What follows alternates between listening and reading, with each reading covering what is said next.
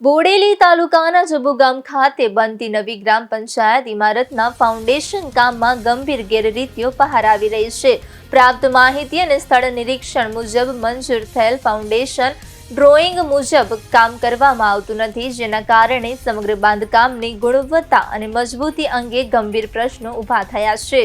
Technical drawing પ્રમાણે ફાઉન્ડેશનની જાડી, size અને સ્ટીલ રિનોવેશન ચોક્કસ માપદંડ મુજબ હોવી જોઈએ, પરંતુ હકીકતમાં કરવામાં આવેલ કામમાં સ્પષ્ટ ભિન્નતા જોવા મળી રહી છે. ખાસ કરીને કોલમ ફાઉન્ડેશનમાં જરૂરી પહોળાઈ, પીસીસી લેયર અને રીઇન્ફોર્સમેન્ટ બારની ગોઠવણીમાં ખામી હોવાના પ્રાથમિક પુરાવા સામે આવ્યા છે.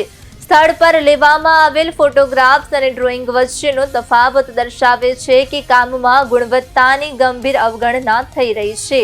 આ પ્રકારની ગેરરીતિઓ ભવિષ્યમાં ઇમારત માટે જોખમી સાબિત થઈ શકે છે. આ બાબત સામે આવતા જ ગ્રામજનોમાં ભારે રોષ ફાટી નીકળ્યો છે. ગ્રામજનો દ્વારા માંગ કરવામાં આવી રહી છે કે આ સમગ્ર મામલે નિષ્પક્ષ અને ઉચ્ચ સ્તરની તપાસ હાથ ધરવામાં આવે. સાથે જવાબદાર કોન્ટ્રાક્ટર તથા સંકળાયેલા અધિકારીઓ સામે કડક કાર્યવાહી કરવામાં આવે. ગામ લોકોનું કહેવું છે કે જો સમયસર યોગ્ય તપાસ નહીં થાય તો તેઓ આંદોલનનો માર્ગ અપનાવવા મજબૂર બનશે.